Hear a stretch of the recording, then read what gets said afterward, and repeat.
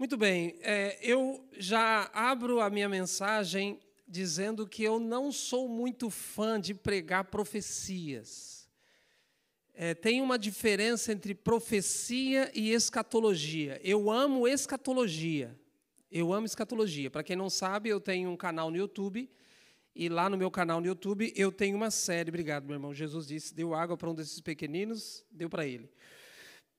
Nesse meu canal no YouTube, eu tenho uma série sobre escatologia, não sobre profecia. Então, eu amo realmente escatologia, é sobre isso que a gente vai pregar, inclusive, nesta manhã. Mas é claro que, no que se refere ao pedido que foi feito para eu apresentar a mensagem hoje, lógico que tem que entrar no assunto da profecia.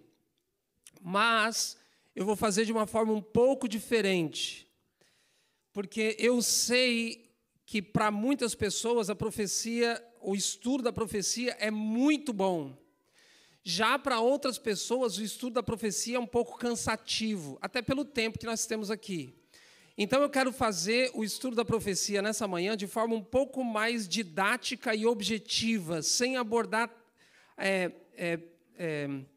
assuntos periféricos da profecia. Eu quero abordar o assunto mais principal da profecia, como que uma visão panorâmica de Daniel 7 e Daniel 8. Para começar, obviamente, a gente vai começar com Daniel 2. Então, já peço para você abrir sua Bíblia em Daniel capítulo 2. Aqueles que nos acompanham pelas redes sociais, sejam bem-vindos também. E que você também, junto com a gente aqui, você abra sua Bíblia em Daniel capítulo 2. Olha esses dois textos. Eu passo por aqui ou você passa por aí, queridão? Dois textos aqui, ó. Deixa eu ver se é para baixo ou é para cima. Aqui, ó. Perfeito. Romanos 8, 1 e 3 diz assim, ó.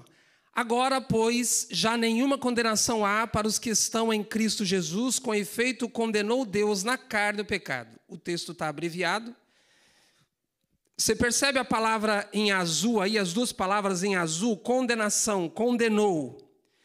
Essa expressão, antes o título, juízo antes do reino. Quando é que Jesus vai inaugurar o reino da glória? Quando Jesus vai inaugurar o reino da glória? Quando? Me ajudem aí. Quando Jesus vai inaugurar o reino da glória? Estamos no reino da graça. Quando é que ele vai inaugurar o reino da glória? Quando é que a gente vai ser glorificado? Quando?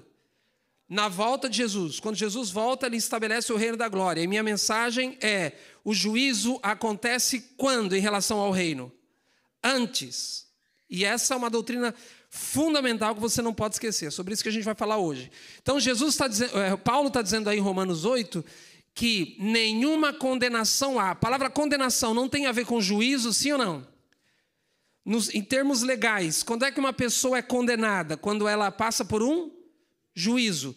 Então, dizem os protestantes que houve um juízo na cruz e que depois do que Jesus fez na cruz, todos nós estamos salvos. E daí vem uma teologia bem perigosa, que chega a dizer, o universalismo, que chega a dizer que, no fundo, todos serão salvos. É assim? Sim ou não? Me ajudem aí, queridos. A Bíblia diz que todos serão salvos, sim ou não? Mas Jesus morreu por todos, sim ou não? O plano da salvação é para todos, sim ou não? Mas todos serão salvos?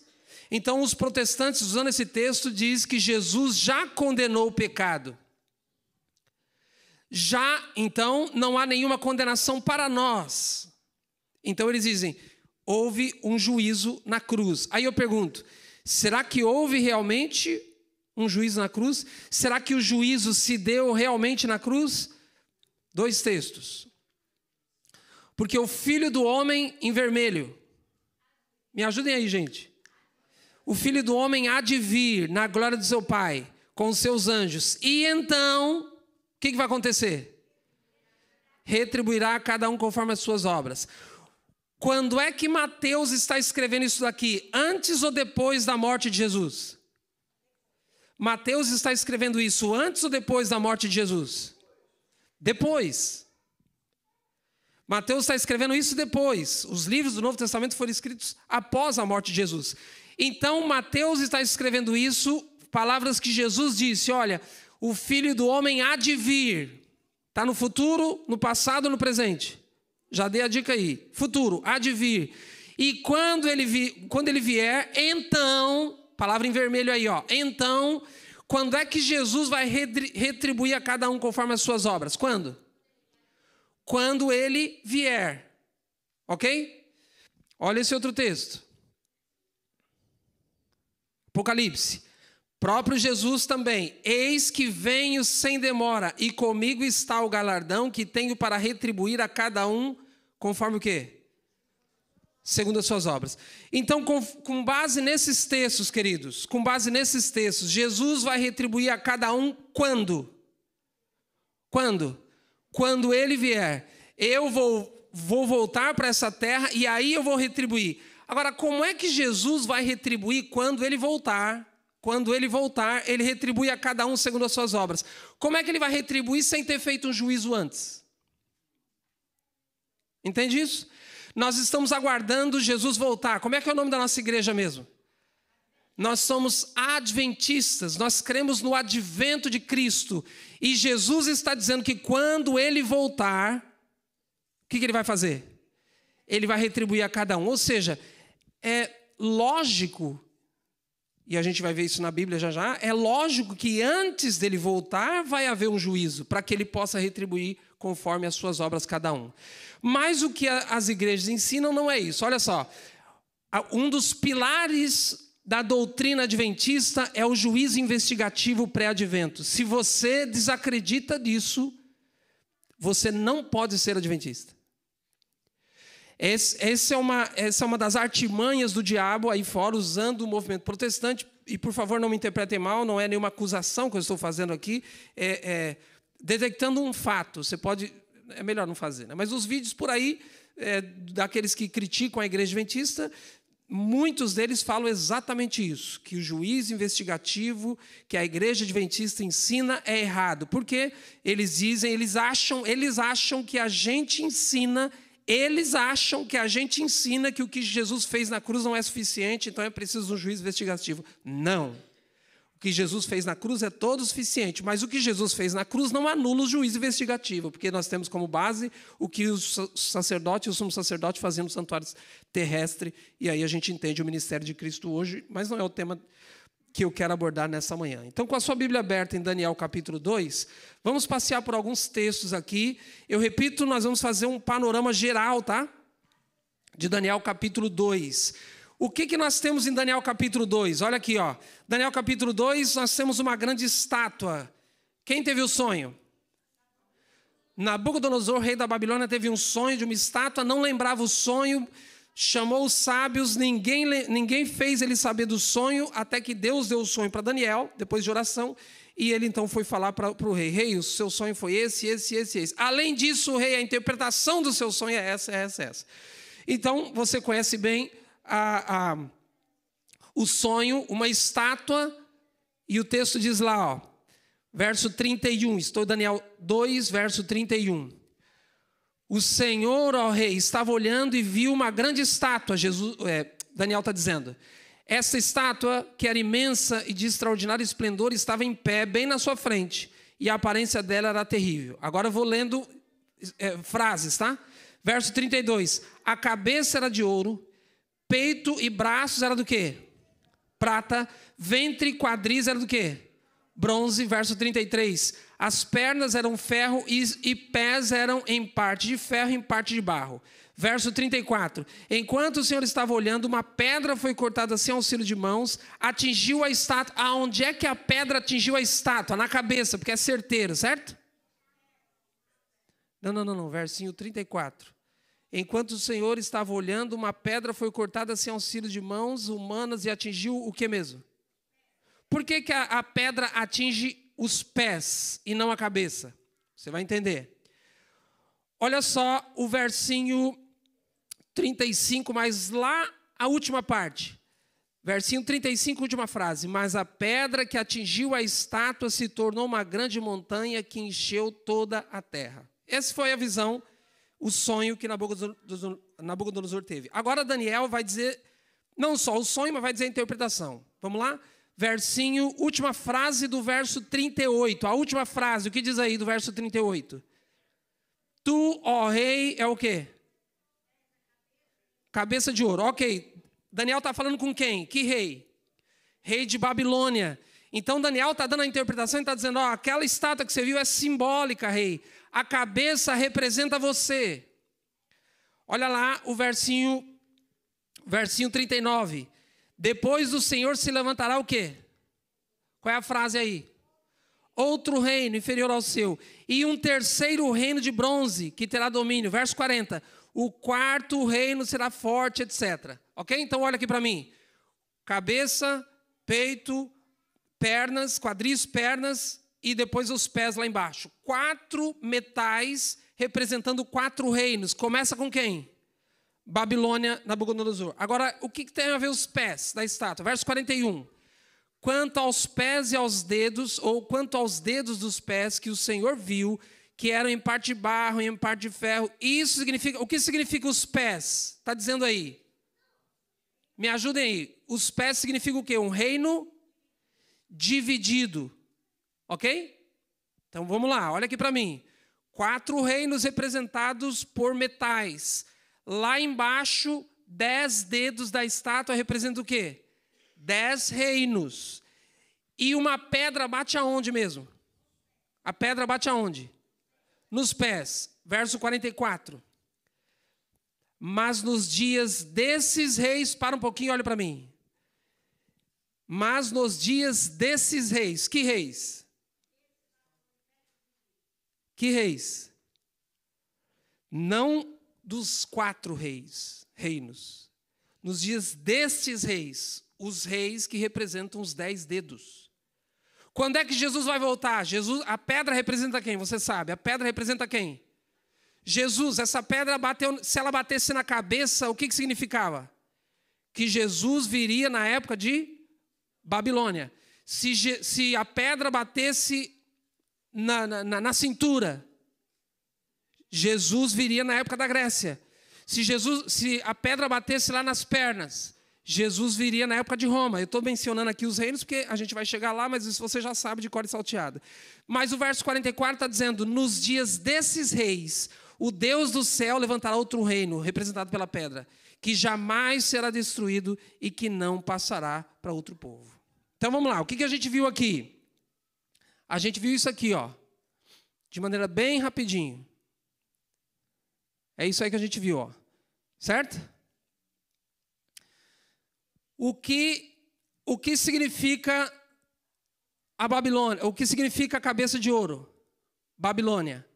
E aí depois, Daniel 2 não diz. Daniel 2 vai dizer, é outro reino, é o terceiro reino, é o quarto reino. Mas a gente viu que os 10 dedos representam o quê? 10 reinos. O texto diz que vai se levantar desse quarto. E depois a gente não tem mais nada a não ser a pedra. E a pedra representa o quê? Jesus, o seu reino. Tudo bem até aqui? É isso que a gente viu aí até agora. Daniel 7. Veja que é rapidinho aqui a nossa dinâmica da profecia. Daniel capítulo 7. Agora em Daniel 7, eu vou explicar uma coisa para você. Olha aqui para mim um pouquinho com a sua Bíblia aberta. O conhecimento bíblico ele é progressivo. Nesse caso de Daniel, a profecia também foi dada de maneira progressiva.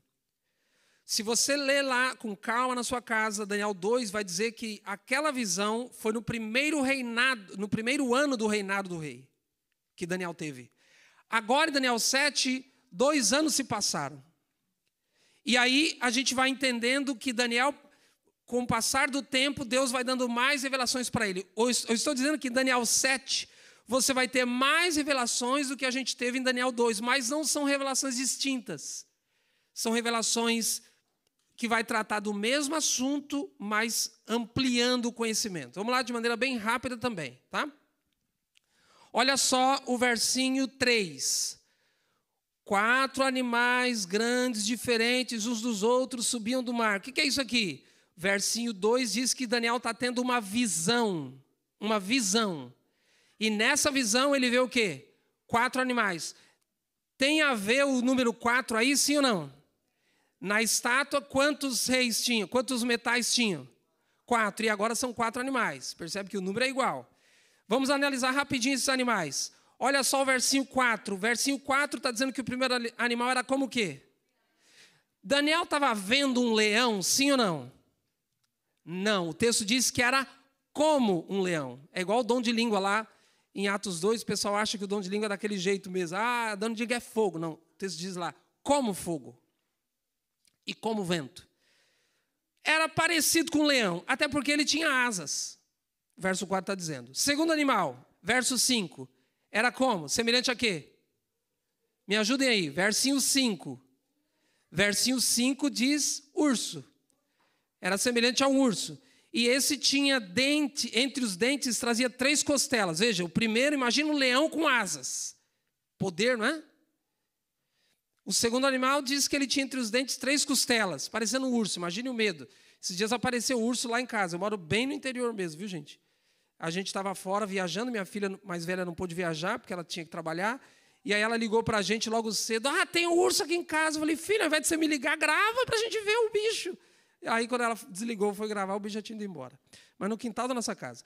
Urso e tinha entre os dentes 3 costelas. Verso 6 vai falar de outro animal. O terceiro era semelhante ao quê?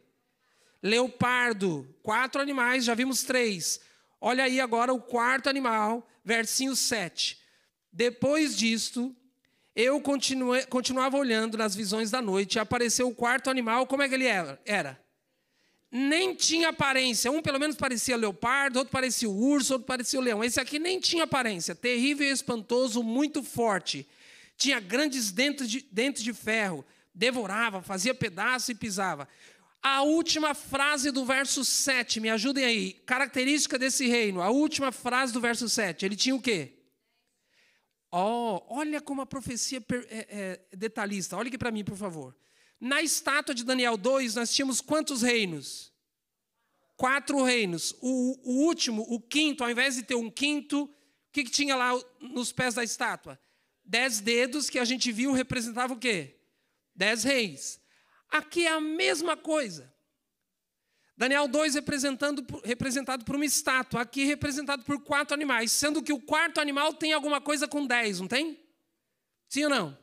Ele tem 10 chifres, a mesma coisa. Veja, é a mesma profecia, só que a sequência vai ser diferente. Olha aí, ó, por favor, preste bem atenção, que você vai entender isso agora. Olha, com base em Daniel 2, depois dos 10 dedos, depois do número 10, depois dos 10 reinos, vem o que em Daniel 2? Me ajudem aí, vocês estão acordados? Está tudo bem? Vamos lá, depois, em Daniel 2, depois do número 10, que representa 10 reinos, o que vem? Me ajudem. A pedra. A pedra. Em Daniel 7, a pedra representa o que mesmo? O reino. Agora em Daniel 7, o que vem depois dos 10? Olha aí, onde é que a gente viu o número 10 aí? 10 chifres. E qual o verso? 7, a última parte. Agora, o verso 8, se fosse seguir Daniel 2, o que nós teríamos no verso 8? O reino. Mas olha o que diz o verso 8. Enquanto observava os chifres, eis que entre eles subiu um chifre, o quê? Pequeno, diante do qual 3 dos 3 primeiros caíram, foram arrancados, e eis que nesse chifre havia o quê? Olhos, tinha uma boca que falava com arrogância. Olha aqui para mim um pouquinho. Eu vou dar uma ênfase daqui a pouco nesse chifre, ok? Nesse reino. Mas você percebe que ele é diferente dos outros? Os outros têm dente de ferro, têm asa, parece um leão. Os outros animais, se você vê, você corre. Esse reino aqui, o texto, ao invés de dizer que tem uma espada, tem um dente de ferro, vai te assustar, diz assim, ele tem olhos e tem o que mais? Uma boca. Não parece tão ruim esse reino, né? Ao invés de dente, diz, tem olhos e tem boca.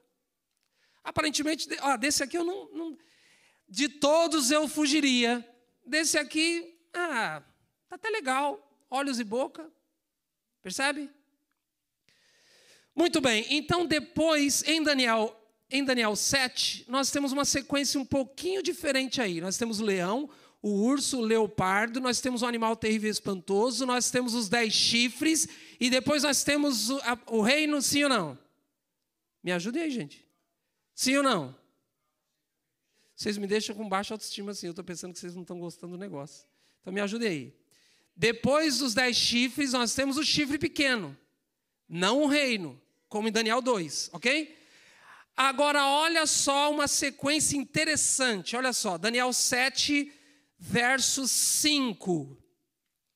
Daniel 7, verso 5. Ele viu o primeiro animal lá no versinho 4, certo? Daniel 7, 4 vai falar o primeiro animal, leão. Como é que começa o verso 5 aí? Se a sua Bíblia é Almeida Revista e atualizada, vai estar assim, como da irmã. Continuei olhando. Se ela é nova Almeida Revista e atualizada, ou NVI, vai estar escrito a seguir. Sim ou não? A seguir. Mas é a mesma coisa, continuei olhando. O a seguir disso, não tem uma característica de continuidade? Sim ou não? Como é que começa o versinho 6? Depois disto, continuei olhando. Isso aqui está no original. Verso 7. Depois disto, continuei olhando. Olha como é que começa agora o versinho 9. Como é que começa no versinho 9? Continuei olhando. Como é que começa o versinho 11? 11. Continuei olhando e estive olhando. Olha aqui para mim, por favor, olha aqui para mim. O que sugere essas frases? Essas frases indicam uma continuidade. Continuei olhando. Não é assim um negócio, isso aqui não está ligado com aquilo. O leão não está ligado com o urso não está ligado com o... Não, tem uma continuidade. Isso aqui vem primeiro, isso aqui vem logo depois, isso aqui vem... Não é um negócio bagunçado. Tem uma sequência, tem uma continuidade, certo? A gente está vendo que depois do leão vem o urso, depois do urso vem o leopardo, depois do animal terrível, 10 chifres e chifre pequeno. Depois do chifre pequeno vem o reino, é isso? Verso 9. Onde é que a gente viu o chifre pequeno? Qual o verso que a gente viu o chifre pequeno? Verso 8. Logo em seguida, como é que começa o verso 9? Continuei olhando até que foram postos o que mesmo? Uns tronos. O ancião de dias se assentou. Sua roupa era branca como a neve. Os cabelos da cabeça eram como a pura lã. O seu trono eram chamas de fogo. E as rodas do trono eram fogo ardente. Um rio de fogo manava e saía diante dele. Milhares de milhares o serviam, e milhões de milhões estavam diante dele. Foi instalada a sessão, assentou-se o tribunal, foram abertos os livros. O que é uma... Olha essa frase, na minha tradução. Foi instalada a sessão do tribunal. O que é isso? Uma corte judiciária.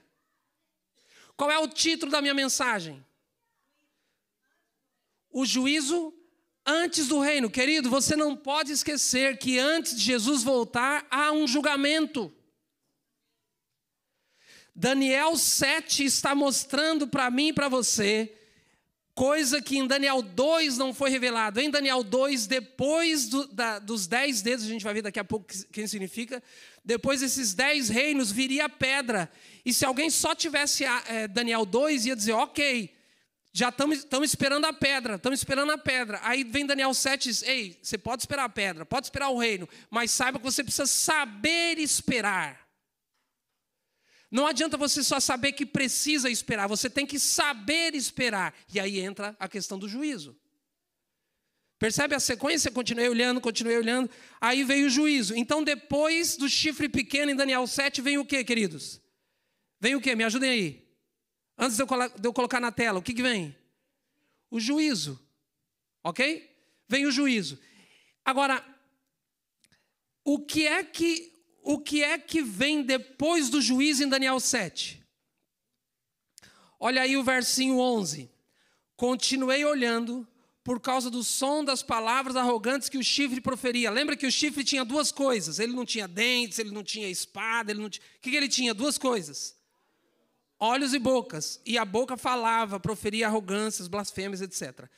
Então vai falar do chifre de novo, verso 11 e 12. E depois do chifre vem o que a gente viu lá? Na tela. Depois do chifre vem o que em Daniel 7? Ô, gente, vocês estão comigo aqui? Juízo. Agora olha o verso 13. Eu estava olhando nas minhas visões da noite, e eis que vinha com as nuvens do céu alguém como filho do homem. Quem é filho do homem? Jesus, ele se dirigiu a quem? Ancião de dias, e o fizeram chegar até ele. Verso 14, foi-lhe dado a quem? A Jesus, domínio, glória, que mais? Reino, para que as pessoas, todos os povos, nações, línguas, o seu domínio é domínio eterno, que não passará, o seu reino jamais será destruído. Veja, olha aqui para mim, se depois do chifre do verso 8 vem juízo, a palavra trono se repete aí algumas vezes, do verso 9 ao verso 10, a palavra trono se repete, tribunal, livros, depois do chifre. Mas o verso 11 e o verso 12 continuam falando do chifre, mas daí depois não dá ênfase no juízo, fala sobre o reino. Isso quer dizer que tem uma correlação do juízo com o reino. E aí sim a gente pode dizer que Daniel 7 bateu com Daniel 2. Só que você percebe que em Daniel 2 não tem 2 pontos. O que não tem em Daniel 2 que tem em Daniel 7? O chifre pequeno e o juízo. Agora Daniel 7 já acrescentou. Opa, depois dos 10 reinos, não virá a pedra, não virá o reino. Virá um chifre pequeno, virá o juízo junto com esse chifre pequeno que a gente vai ver daqui a pouco, e aí vai vir o reino. Ok? Vamos analisar alguma coisinha em Daniel 8. Abra aí sua Bíblia em Daniel 8. Volta aí para frente um pouquinho uma folha. Daniel 8. Daniel 8, esse é bem rápido, só tem 2 animais. Esse Daniel 8 é um pouco mais difícil da gente detectar essa sequência. Não é meu objetivo aqui detectar a sequência lógica entre os capítulos, porque aí a gente demoraria demais, mas há uma sequência lógica e clara aqui, igual a Daniel 2, igual a Daniel 7, já que eu estou dizendo que a mensagem profética vai se ampliando. Capítulo 8, verso 3. Verso 2 está falando que ele teve o quê? Verso 2 está dizendo que Daniel teve o quê? Outra visão. Você percebeu o verso 1? No 3º ano do reinado do rei Belsazar. E como eu disse, a visão do capítulo 7 se deu 2 anos antes. Então Daniel ficou 2 anos pensando, o que era aquela visão? O que era aquela visão? Aí Daniel recebe mais uma visão no capítulo 8. 2 coisas Daniel vê, basicamente 2 coisas Daniel vê em Daniel 8. Versinho 3, qual é o animal que está aí no verso 3 que Daniel viu? Um carneiro. No verso 5, qual é outro animal que ele viu? Viu um bode, ok? Agora o versinho 20. Quem é esse carneiro? Verso 20. Aquele carneiro com 2 chifres que você viu são os reis da... dá um nome aí, hein? Dá um nome. Queridos, isso aqui não é historinha, não. Isso aqui não é uma historinha. Deus está mostrando para Daniel a sequência dos reinos mundiais. Antes de Jesus estabelecer o seu reino. Veja que o anjo, ao dar a interpretação para Daniel, está dizendo, esse animal que você viu aí, representa os reis da Média e da Pérsia, que destruíram Babilônia. E aí o que significa o bode? Versinho 21. O bode peludo é o quê? Rei da Grécia. Então, quando a gente vai para Daniel 8, o que a gente tem aí? A gente não tem Babilônia. Por quê? Porque Babilônia já praticamente tinha caído. Nós temos medos e persas, nós temos Grécia, e aí nós temos, queridos, não temos aí também chifre pequeno, não temos o animal terrível espantoso com essas características, mas tem também aqui em Daniel 8 essa característica. E agora, olha só o versinho 9. Repito que eu não vou ser específico aqui, eu estou dando um panorama geral. De um deles, falando de chifres, de um deles saiu um que mesmo? A gente já viu esse negócio de chifre pequeno? Então Daniel 8 também tem um chifre pequeno, sim ou não? Tem chifre pequeno. Verso 10. Ele se engrandeceu tanto que alcançou o exército dos céus. Verso 11. Ele se engrandeceu tanto que chegou a desafiar o príncipe desse exército. Tirou dele o sacrifício diário e destruiu o lugar do seu santuário. Olha aqui para mim. Você se lembra que quando vai mencionar em Daniel 7 os reinos, fala que eles têm asas, que ele tem dentes de ferro, tinha costela na boca, você até correria desse animal. Mas quando vai falar do chifre, vai falar primeiro que ele é pequeno.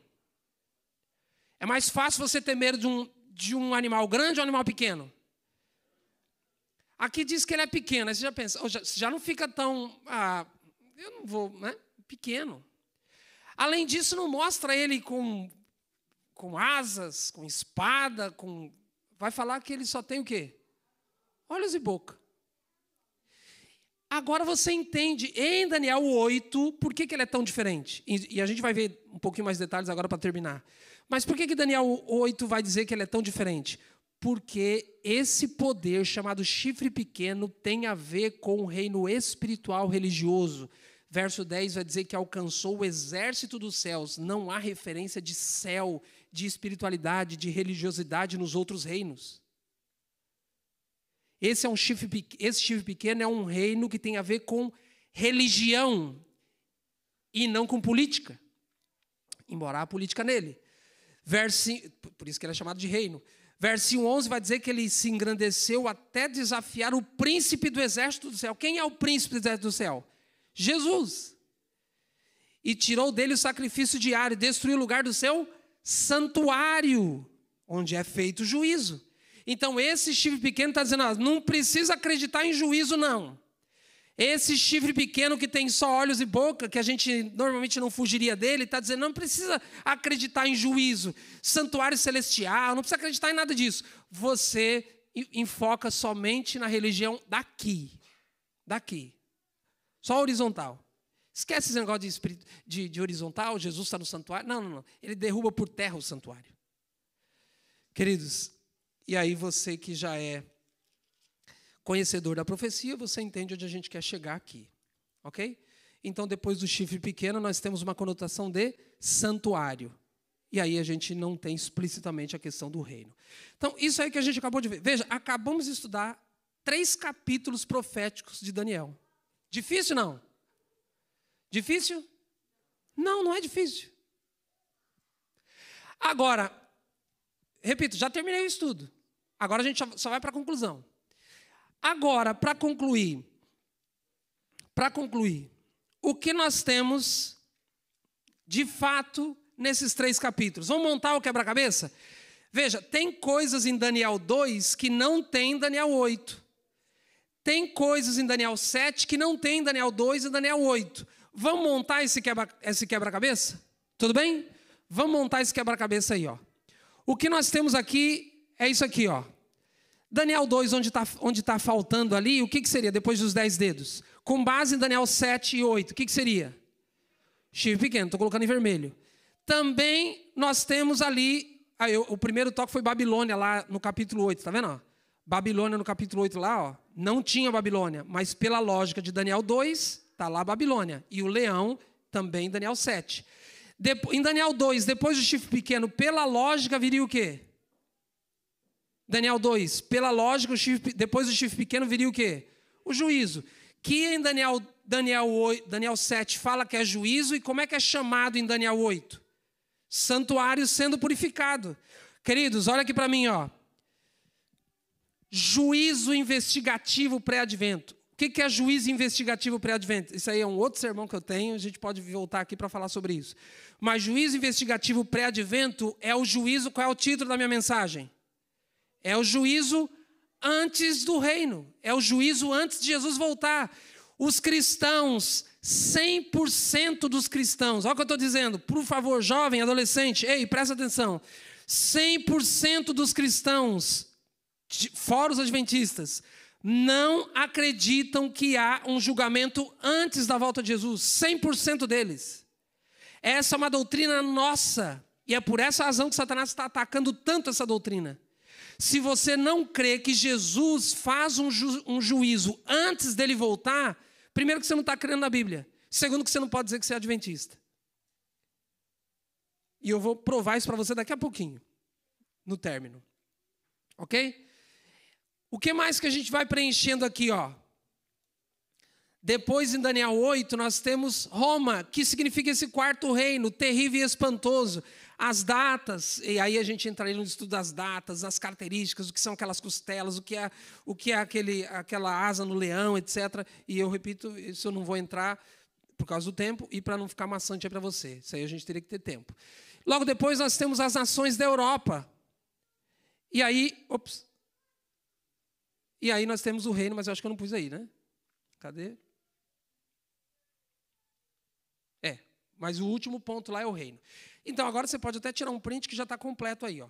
Então, a gente montou o cenário profético, o quebra-cabeça profético de Daniel 2, 7 e 8. É claro, ainda tem Daniel 9, que vai falar da purificação do santuário, os detalhes da purificação do santuário, etc. Mas está aí.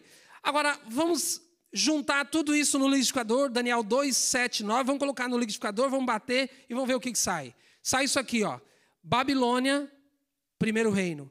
Os medos e persas, segundo reino. Grécia, Roma, Europa. Roma, quando cai, não surge um novo império mundial. Surge a Europa. E aí você vai dizer, não, mas a Europa são 10, lembra? 10 chifres, 10 dedos. Mas lembra-se que o chifre pequeno, quando surge, quebra 3. As tribos bárbaras da Europa. 3 das 10 tribos caíram com o surgimento do chifre pequeno. E aí nós temos, então, através desses poderes, o surgimento do que hoje conhecemos como Europa. Obviamente, hoje mais países envolvem a Europa. E aí, depois do chifre pequeno, nós temos...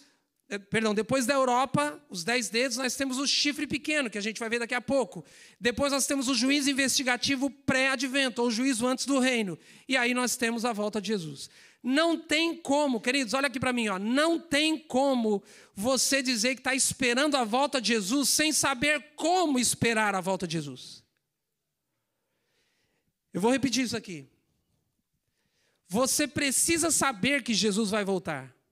Mas você, além disso, precisa saber como esperar Jesus voltar. O juízo investigativo e as ações do chifre pequeno é que mostram para você como você tem que esperar Jesus voltar. E aqui daria outro sermão, só esse aspecto. Mas eu quero gastar mais 5 minutinhos aqui com você, com uma sequência de textos aí. Ó. Aqui, ó, esse aí. Ó. O que é esse chifre pequeno? Porque tudo aí já está dado o nome. Babilônia, Medo-Pérsia, Grécia, Roma, Europa, tudo aí está dado o nome. O que vem a ser esse chifre pequeno? Deixa eu mostrar para você aqui alguns textos. Daniel 7. Olha uma sequência interessante que nós temos aqui em Daniel 7. Olha o versinho 8 e 9. Verso 8 e verso 9. Vamos ler assim, ó. Daniel 7, 8 e 9. Enquanto eu observava... Daniel está tendo a visão. Enquanto eu observava os chifres, os 10, eis que entre eles subiu outro chifre pequeno, diante do qual 3 dos primeiros chifres foram arrancados. Aqui nós temos as 10 tribos bárbaras e esse chifre pequeno nascendo delas. E eis que neste chifre havia olhos, como olhos de ser humano, e uma boca que falava com arrogâncias. Continuei olhando, verso 9, até que foram postos os tronos, ancião de dias se assentou. Qual é a sequência, queridos? Qual é a sequência? Chifre pequeno, juízo. Versinho 11. Diz aí, ó. Versinho 11. Continuei olhando por causa do som das palavras arrogantes que o chifre proferia. Fiquei olhando e vi... Está falando de quem o verso 11? Do chifre. Agora olha o verso 13 e 14. Estava olhando nas minhas visões da noite, e eis que vinha com as nuvens do céu, alguém como filho do homem. Ele se dirigiu ao ancião de dias e o fizeram chegar até ele. Para um pouquinho aqui. Como é que surgiu a igreja adventista do sétimo dia? A igreja adventista do sétimo dia, através de Guilherme Miller, fazendo o estudo do livro de Daniel, chegou à conclusão que Jesus voltaria em 1844. Que daqui, a semana que vem, a gente comemora o aniversário, né? Então, eles achavam que Jesus estava voltando para a terra. E depois do desapontamento, depois que eles viram que Jesus realmente não veio, eles foram para a Bíblia para pesquisar o que é que a gente errou. E aí nós temos aqui, ó, versinho 13. Eis que vinha com as nuvens do céu. Jesus não disse no livro de Mateus, Lucas, que ele na volta dele viria com as nuvens do céu, sim ou não? Mateus 24, 40, outros textos do Novo Testamento, Jesus vem com as nuvens dos céus, Jesus vem com as nuvens dos céus. Eles liam esses textos e diziam, Jesus vai vir com as nuvens dos céus aqui para a terra, vai purificar o santuário que é a terra. Mas aí depois do desapontamento eles viram esse texto que diz que Jesus vem com as nuvens dos céus, mas para se dirigir ao ancião de dias, não para a terra. Então, queridos, o que caracteriza aqui? Depois do chifre pequeno, nós temos Jesus saindo do santuário, da parte santa do santuário, indo para o lugar santíssimo. Jesus vai de um lugar, de um compartimento para outro no santuário celestial. O que é isso? Juízo investigativo pré-advento. É o que ele está fazendo hoje. Ei, Jesus não voltou ainda porque ele está me julgando e ele está te julgando. Isso é a bad news ou good news? Já já você vai ver. Ok, qual é a sequência aqui? Verso 11, 13 e 14, chifre pequeno e juízo. Olha só o verso 17 e 18. Esse verso 17 e 18, toda vez que eu leio esse texto, eu até dá vontade de rir. Porque olha, Daniel está tendo a visão e ele está preocupado. Senhor, me mostra, eu não estou entendendo isso aqui, eu não estou entendendo. Aí o anjo chega para ele no verso 17 e diz assim, ó, veja o verso 16 aí, ó. Então me dirigi a um dos que estavam ali perto de mim e pedi a verdade a respeito de tudo isso. Eu não estava entendendo. Aí o verso 17, o anjo vai dizer para ele assim, ó, estes grandes animais que são quatro reis que se levantarão da terra. Mas os santos do Altíssimo receberão o reino e o possuirão para sempre, de eternidade para eternidade. Tá bom, Daniel? Então imagine, eu fico imaginando o anjo dizendo assim, Daniel, você está preocupado? Não fica preocupado. Esses quatro animais são quatro reinos que vai se levantar da terra, mas depois o reino vai ser dado para o povo do Altíssimo, tá bom? Dei a interpretação, fique na paz, estou indo embora. Aí Daniel, ei, não, mas está muito superficial isso aí. Está muito superficial, não, peraí. Versinho 19, então tive desejo de conhecer a verdade a respeito do quarto animal. Ei, me dá detalhes. Ok, 4 animais, 4 reinos, mas depois vai ser dado o reino para os santos. Mas me dá detalhes, aí o anjo vai dar alguns detalhes para ele. Agora, olha só o versinho 21. Versinho 21 e 22.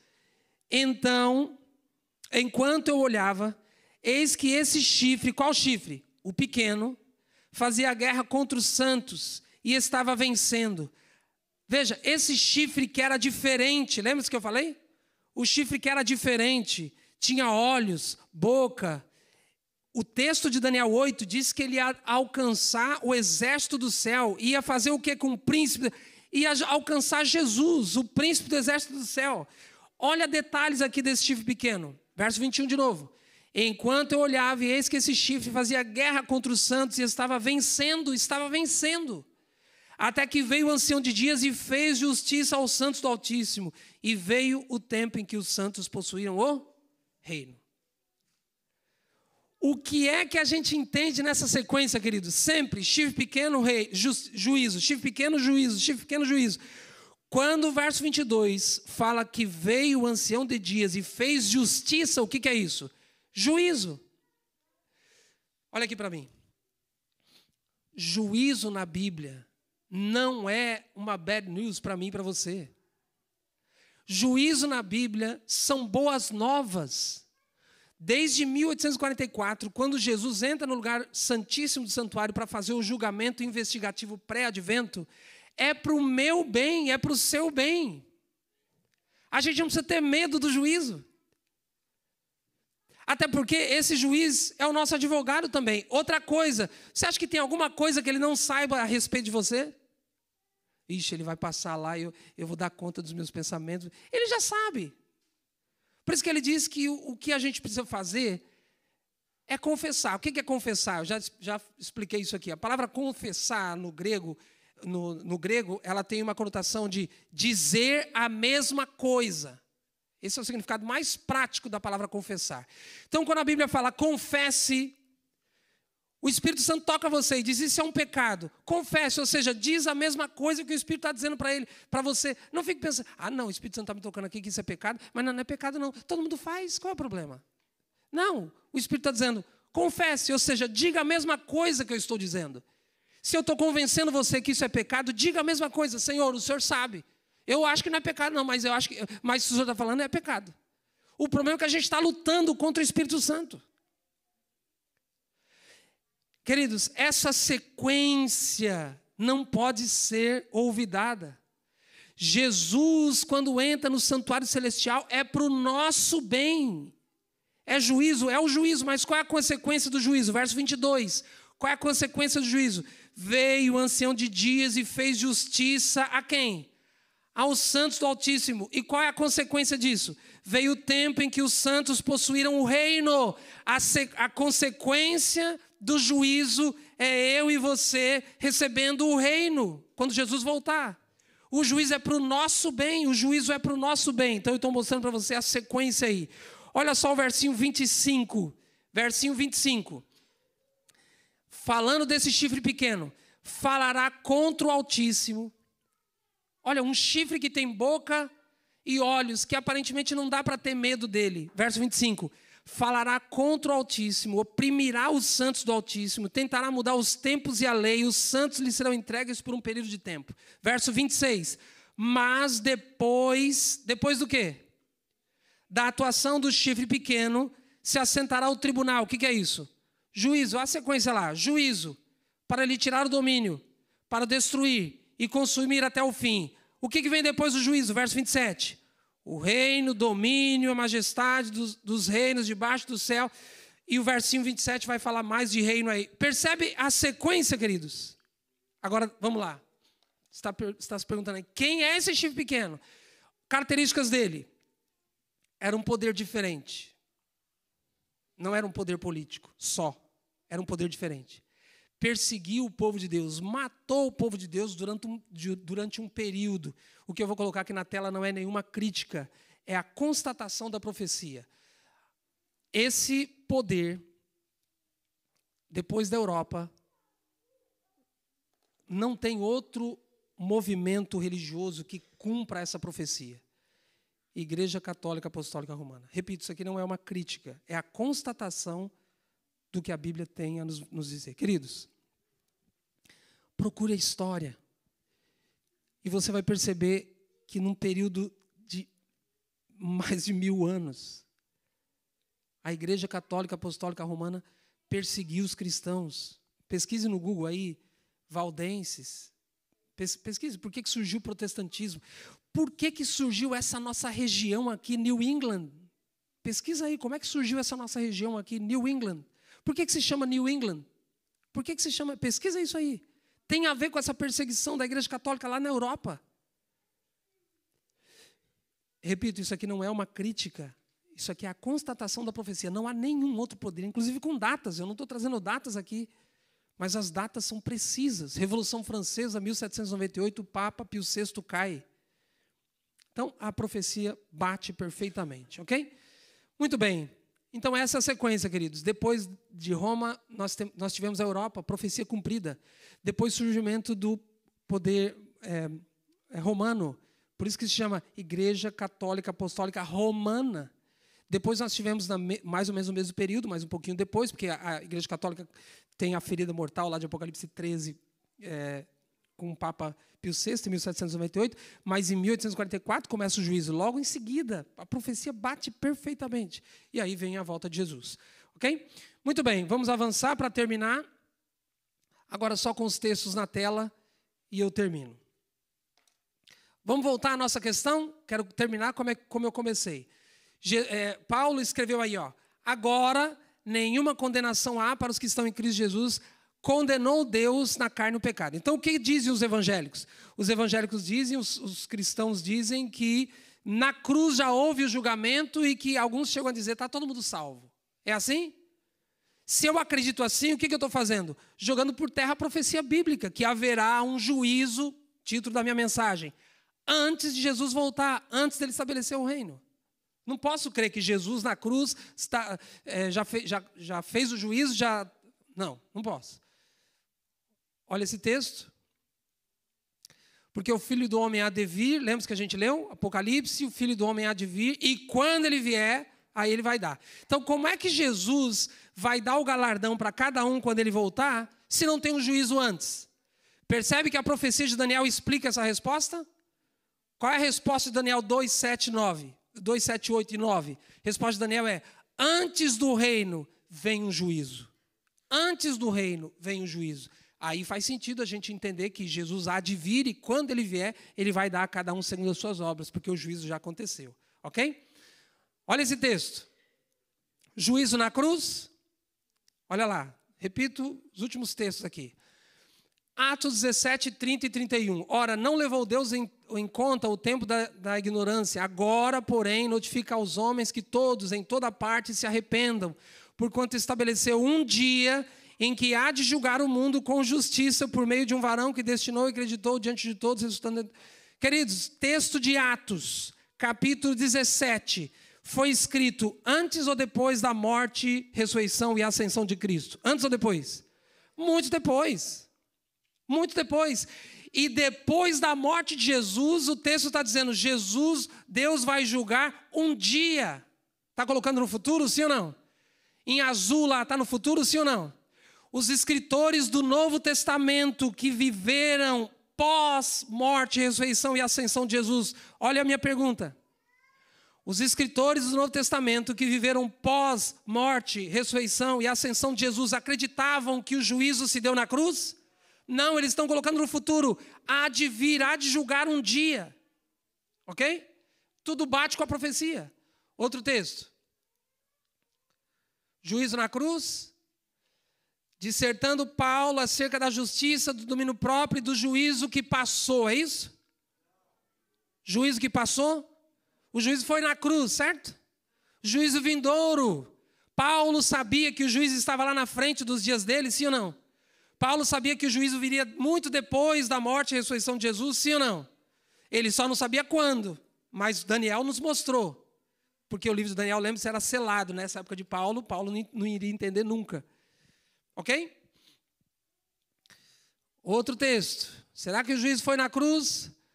No dia em que Deus, por meio de Jesus Cristo, julgar, passado, presente ou futuro? Palavra julgar em azul, passado, presente e futuro.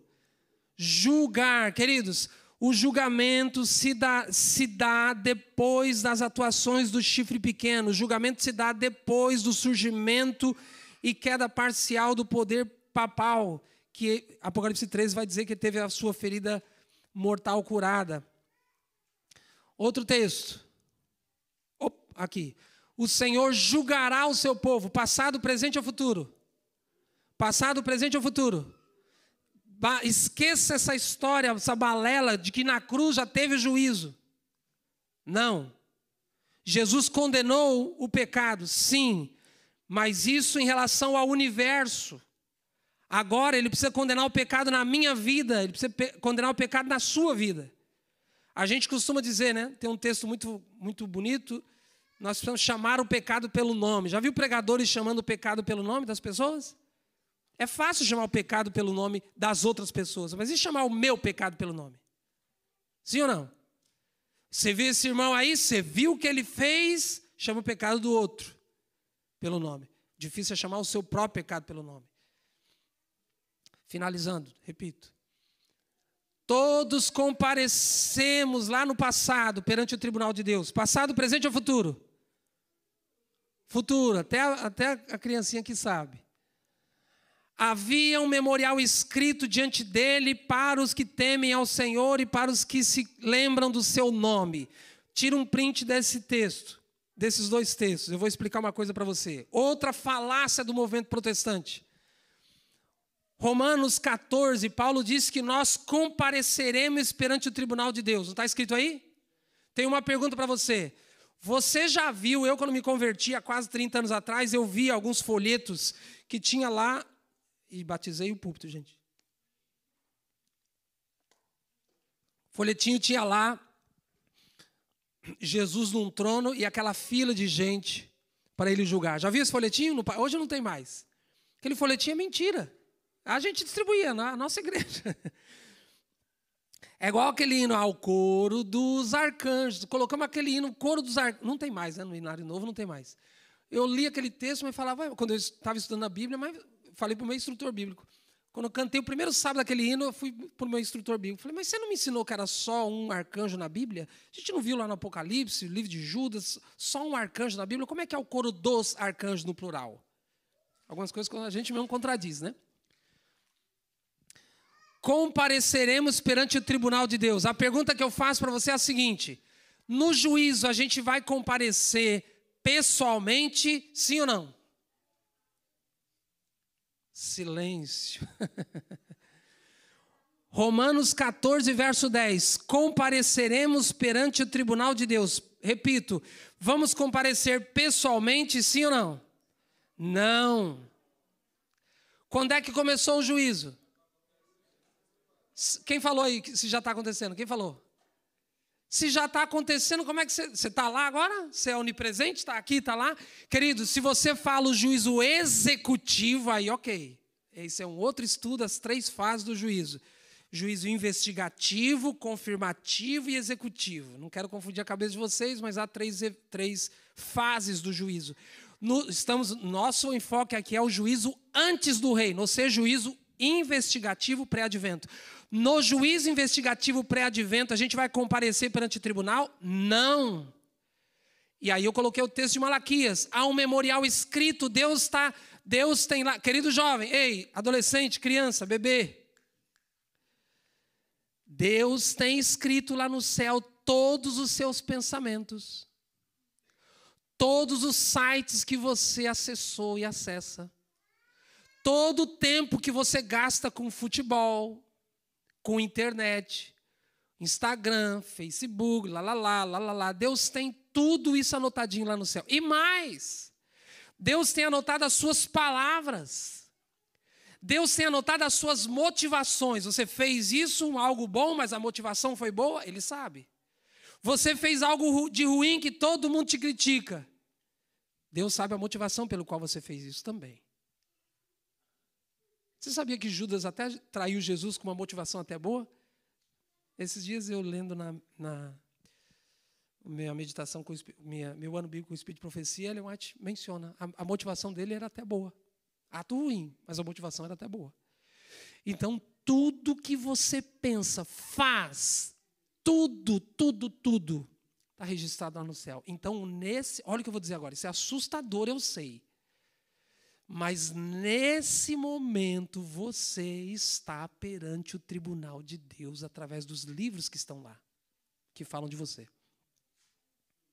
Isso não é assustador?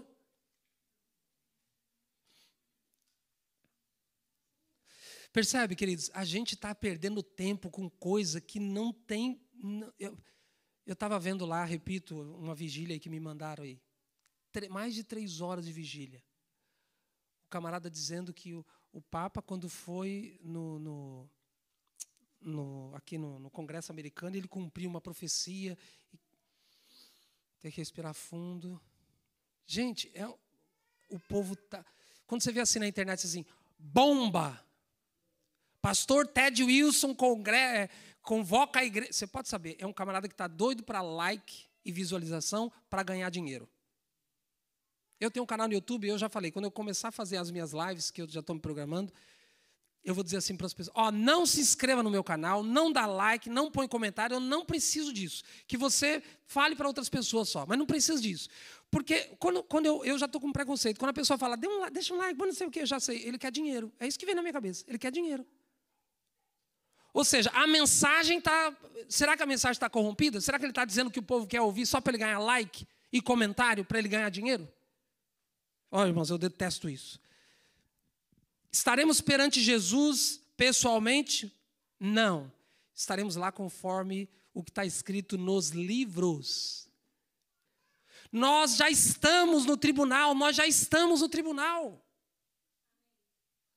Você não vai comparecer pessoalmente no tribunal. São os seus registros que estão lá. Eu preciso terminar, senão vão me bater lá fora, né? Juízo investigativo pré-advento. Apocalipse 20. Vi também os mortos, os grandes e os pequenos, postos em pé diante do trono. Então se abriram os livros. Ainda outro livro, o livro da vida, foi aberto. E os mortos foram julgados segundo as suas obras, conforme o que se achava escrito nos livros. Eu tenho outra pergunta para você. Veja que eu estou até quebrando alguns paradigmas, né? O pessoal aí fora fala, não, o juiz já saiu da cruz, não precisa de juízo. Já vimos que não. O pessoal fala aí, não, nós vamos comparecer lá fisicamente perante o tribunal e Jesus vai julgar um por um. Imagine, vai demorar uns 400 milênios. Não, ele já está julgando. Embora ele tenha todo o poder para julgar em um segundo. Mas do jeito que ele quer julgar, de maneira aberta, livre. Outro paradigma que eu quero quebrar aqui, ó. Quem vai ser julgado?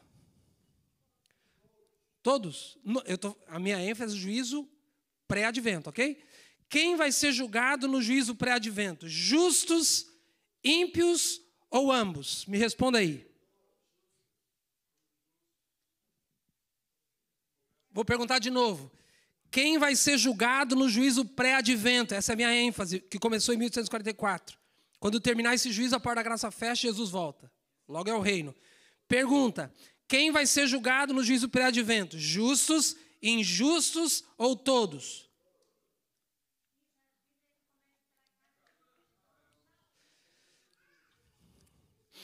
O bigodinho lá falou o quê?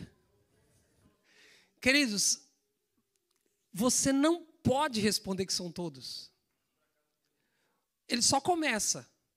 Quando eu vou citar esse texto aqui, quando a Bíblia, eu vou falar esse começa, vou explicar daqui a pouquinho o que é esse começa. Começa tem a ver com as fases. Começa tem a ver com as fases. Os ímpios e os justos vão ressuscitar na mesma ressurreição? Também não vão ser julgados na mesma fase do juízo. Você não pode responder todos. Eu falei justos e ímpios ou todos. Quem falou todos estava dizendo que justos e ímpios. Vi também os mortos, os grandes, os pequenos, postos em pé diante do trono, julgamento. Então se abriram o quê? Os livros, Daniel 7 a gente leu. Sentou-se o tribunal, se abriram os livros. É disso que esse texto está falando. Se abriram os livros, até porque o texto diz que quem está sendo julgado aqui? Os mortos. Quer dizer que a gente acredita que quando a pessoa morre, o espírito vai lá, está sendo julgado lá pessoalmente. É assim que a gente acredita? Não. Você não pode dizer que são todos, senão você está acreditando que o morto está lá. Quando a Bíblia está dizendo que os mortos são julgados, é uma expressão, uma figura de linguagem para dizer que todos aqueles que morreram, que têm o nome escrito no livro da vida, estarão sendo julgados com base nos escritos que estão nos livros. Os de Cristo. Por exemplo, quem vai estar nesse julgamento aí, ó, nesse que o texto está dizendo, nesse julgamento? Vou citar dois personagens. Caim, Abel ou os dois estarão participando desse julgamento? Caim, Abel ou os dois? Estou falando dos mortos, né? O texto não está falando dos mortos? Estou citando dois que já foram mortos. Caim, Abel ou os dois? Vou perguntar de novo. Caim, Abel ou os dois? Vou perguntar de novo. Caim, Abel ou os dois? Caim, Abel ou os dois?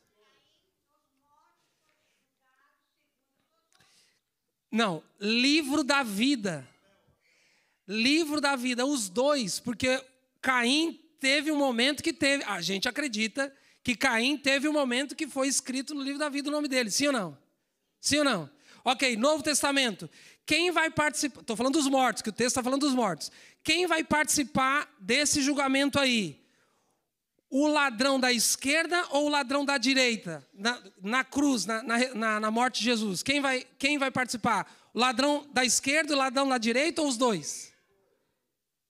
O ladrão da direita, o ladrão da esquerda ou os dois? Vão participar desse juízo? Só um, porque o outro ladrão, nunca teve o nome escrito no livro da vida, pelo menos até onde a gente saiba. Só aquele que aceitou Jesus. Queridos, o juiz, preste atenção nisso aqui. O juízo investigativo pré-advento tem como base o livro da vida. Só quem um dia já aceitou a Jesus como seu Salvador. Jesus vai dizer no livro de João que aqueles que não creem já estão condenados, nem passa pelo juízo. Por essa fase, não. Por isso, queridos, que o juízo não é para o nosso medo, o juízo é a nosso favor. Só quem será julgado são os justos, que têm o nome escrito no livro da vida. Você vai dizer, mas os ímpios não são julgados? Eles serão julgados em duas fases. Na fase de confirmação, onde a gente vai lá estar durante o milênio, onde, por exemplo, o irmão ou uma irmã vai... Eu já saí até aqui do foco, não foco, mas eu já nem estou vendo isso como um sermão, tá? É um estudo aqui, eu estou andando com vocês aqui. Quando no juízo de confirmação, durante o milênio, 1000 anos, para perguntar para Jesus, Jesus, a minha esposa não veio, por quê? Jesus, o meu marido não veio, por quê? Queridos, depois do milênio, o que vai acontecer? O que vai acontecer depois do milênio? A Nova Jerusalém desce, vem a segunda ressurreição dos ímpios, e aí o texto de Apocalipse diz que Jesus toca fogo em todos eles. Vai ter alguém que a gente conhece, que a gente ama lá? Sim ou não? Sim ou não? Jesus, durante 1000 anos, vai ter que preparar você para ver o seu ente querido pegando fogo. E o texto diz que todos vão dizer, Jesus, pode tacar fogo mesmo. Justo e verdadeiro, você não tem caminho, pode tacar fogo. Eu vi durante o milênio que ele não quis, miserável, não quis, porque ele não está aqui porque não veio, não quis, não aceitou. Entende? Então, durante 1000 anos, esse é o juízo de confirmação. A gente está estudando o juízo investigativo pré-reino, pré-advento. Juízo investigativo pré-advento, só participa os salvos que um dia já foram salvos, não importa. Dei o exemplo aqui de Caim. Um dia ele teve o nome lá, a gente acredita. Já um dos ladrões da cruz, só um teve o nome escrito lá. Ele vai participar desse juízo. Entende isso? E os ímpios? Os ímpios não participam desse juízo, nem são julgados. Os ímpios já estão condenados. Quando Jesus volta, os ímpios morrem pelo esplendor da sua glória, Apocalipse 6,15. E aí os salvos, se está morto ressuscita, se está vivo, juntamente vão para o céu. Os ímpios nem passam por juízo. E aí vai passar pelo juízo de confirmação, só para a gente entender por que o camarada não veio, e depois o juízo de execução, para receber a sentença, o fogo na cabeça. That's it. Quem vai passar pelo juízo investigativo pré-advento? Só os salvos, os que têm o nome escrito no livro da vida do Cordeiro. Tudo bem? Ok? Se você não entende isso, você não pode dizer que é adventista. Por favor. Vamos lá. Faz meia hora que eu estou falando que vou terminar, né? Olha o texto aí, ó. Porque a ocasião de começar o juízo pela casa de Deus é chegada. Ora, se primeiro vem por nós, qual será o fim daqueles que não obedecem ao Evangelho de Deus? Então esse texto, essa palavra começar, tem logo depois a palavra primeiro. Não esqueça disso. O texto fala que começa e depois falando do povo de Deus, vem primeiro. Ou seja, primeiro em relação às 3 fases do juízo. O povo de Deus é julgado primeiro, na primeira fase. Os ímpios vai passar pelo juízo de confirmação, também não presencial, porque a gente que vai dizer, os salvos vão dizer, mas por que o camarada... Por exemplo, você não vai querer saber quantas maldades Hitler fez? Eu vou querer saber. 1000 anos, vou dizer, Jesus, quando você tiver um tempinho, aí senta aqui comigo, eu quero ver o que esse Hitler fez com detalhes, porque o que a gente sabe é só, acredito que é só uma partezinha. 1000 anos, primeiro o povo de Deus. Os ímpios nem são julgados. As outras 2 fases, ok? Então, esse começar, sempre quando os irmãos citam o texto, só cita a primeira parte. Começa pelo povo, mas está dizendo lá, primeiro, em questão de fases do juízo, ok? Muito bem, eu acho que eu terminei. Ah, não, esse é o último. Deixa eu ver se é isso aqui mesmo. Exato. Olha o que Ellen White diz, grande conflito. Os que estiverem vivendo sobre a terra, quando a intercessão de Cristo cessar no santuário celestial, o que é igual, essa frase, intercessão de Cristo cessar no santuário celestial é igual a quê? Uma palavra, juízo, julgamento. Deverão sem mediador estar em pé na presença de Deus Santo. Suas vestes devem estar imaculadas. O caráter liberto de pecado pelo sangue da aspersão. Mediante a graça de Deus, eu cruzo os braços e Deus faz tudo por mim. É isso? Só a graça. mediante a graça de Deus e seu próprio esforço diligente. Queridos, processo de santificação não é fácil. Processo de santificação não é fácil. O que eu acabei de dizer aqui? Quantos pregadores vão se perder? Eu hoje entendo a responsabilidade desse negócio. Quantos pregadores vão se perder? Estava mencionando o pastor Siqueira chorando com a Bíblia aberta. Uma classe maior do que esse público aqui, ó. Cerca de 100 pessoas, futuros pastores. E muitas vezes, não foram nem 2, nem 3, muitas vezes, ele com lágrimas nos olhos, ele dizia, quem mais vai sofrer, porque você sabe que o sofrimento vai ser proporcional à quantidade de pecado. Ele diz, quem mais vai sofrer, abaixo do diabo e os anjos, abaixo do diabo e seus anjos, quem mais vai sofrer serão os pastores adventistas que se perderem. E abaixo dos pastores que se perderem serão os adventistas. Porque também tem muito conhecimento perto desse povo aí fora. Ok? Eu nem vou usar mais, que acabou. Mediante a graça de Deus e seu próprio esforço diligente, devem eles ser vencedores na batalha contra o mal. Enquanto o juiz investigativo prosseguir no céu, enquanto os pecados dos... De quem mesmo? Não, de quem mesmo? Enquanto os pecados dos ímpios, é isso? Quem é que vai passar por essa fase do juízo? Só os cristãos que um dia já tiveram o nome escrito no livro da vida. Enquanto os pecados dos crentes arrependidos estão sendo removidos do santuário, enquanto Jesus está lá no santuário, agora deve haver uma obra especial do que mesmo? De purificação. Azul lá, ó. Deve haver uma obra especial de purificação. O que ela quer dizer com purificação? Ela explica, vírgula, ou de afastamento de pecado entre o povo de Deus na terra. Esta obra é mais... Eu ia falar de Apocalipse 14. Queridos, Jesus está no santuário celestial, fazendo o julgamento pré-reino, e a gente está fazendo o quê? No Facebook? No Instagram? O que a gente está fazendo? Esperando as horas do sábado passar para ir para o shopping? O que a gente está fazendo? E aí jovens vêm dizer para mim, eu não vejo problema ir para cinema. Eu não vejo problema fazer isso. Eu não vejo problema usar aquilo. Eu não vejo problema comer aquilo. Eu costumo dizer, Jesus falou assim, em São João 3, ele disse assim, ó, se você não nascer de novo, você não pode ver. Quando você não nasceu de novo, você não pode ver. Jesus diz, você não enxerga porque você não é convertido. Você não enxerga porque você não nasceu de novo. E aí a visão cega. Então, qual é o problema de eu comer isso? Qual é o problema da Coca-Cola? Qual é o problema do café? Embota a sua mente. Qual é o problema da alimentação carne? Embota a sua mente.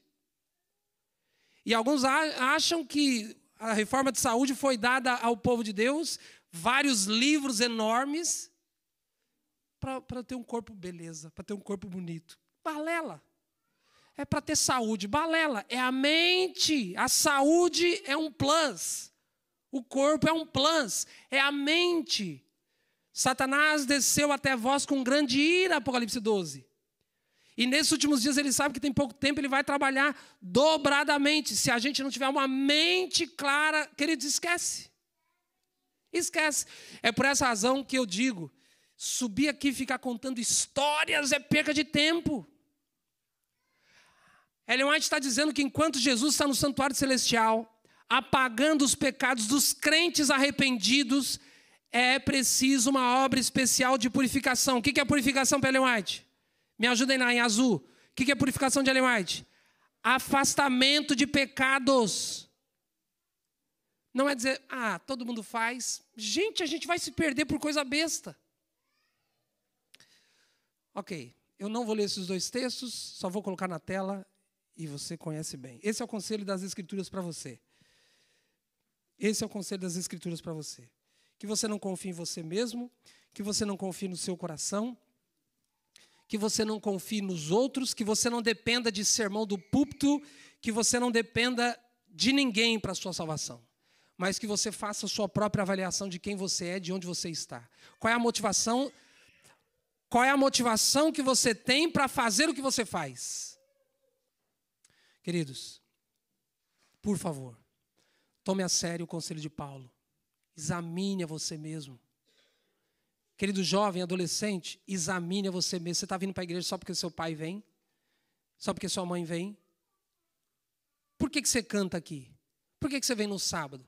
Você que é líder, você é líder por quê? Por causa dos aplausos? Ou porque Deus te chamou para isso? Você, pai e mãe, você vem aqui para a igreja por causa que você quer trazer os seus filhos? Ou porque você está realmente envolvido com esse negócio? Examine a você mesmo.